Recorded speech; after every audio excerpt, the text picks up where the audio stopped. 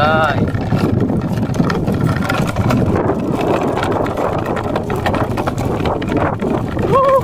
Lên chơi ra tự rồi đi.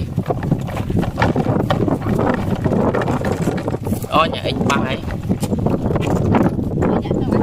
Ô tự ơi. Nó lươn chơi này tiền. Lươn cho ra đi. Đánh ta mà thôi. Mai top speed up đi. Đã đặt đây chứ đây.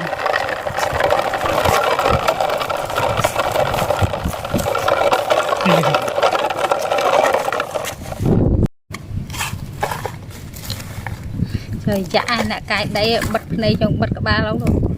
Đây hơi về. Cái nào.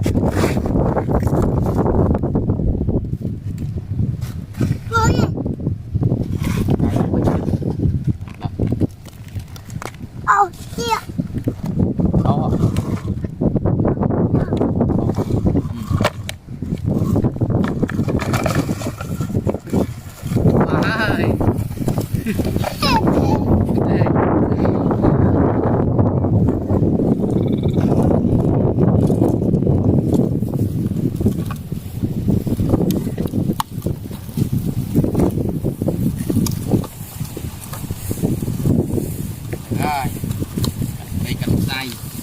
Trời dạ ít lâu mau á.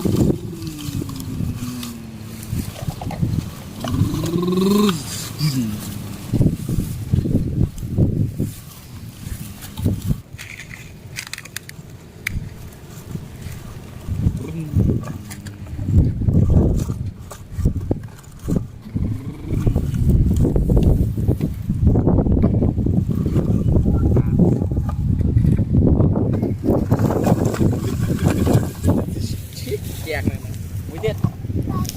Mũi tiết, để lại mũi tiết. Cho.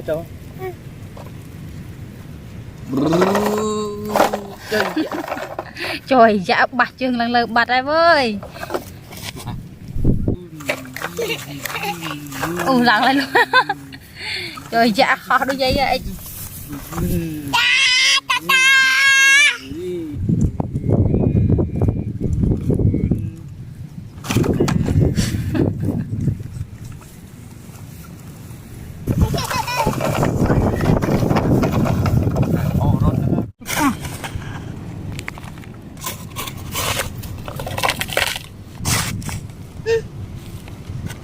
Đây, đặt đây.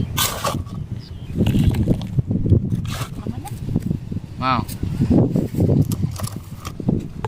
Đó. Nào tới ơi, đặt đây tới đây. Đây lược sạch.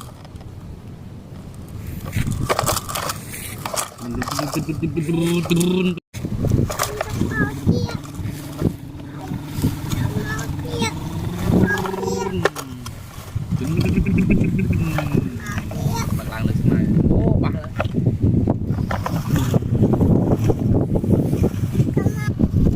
Rồi, đặt đây.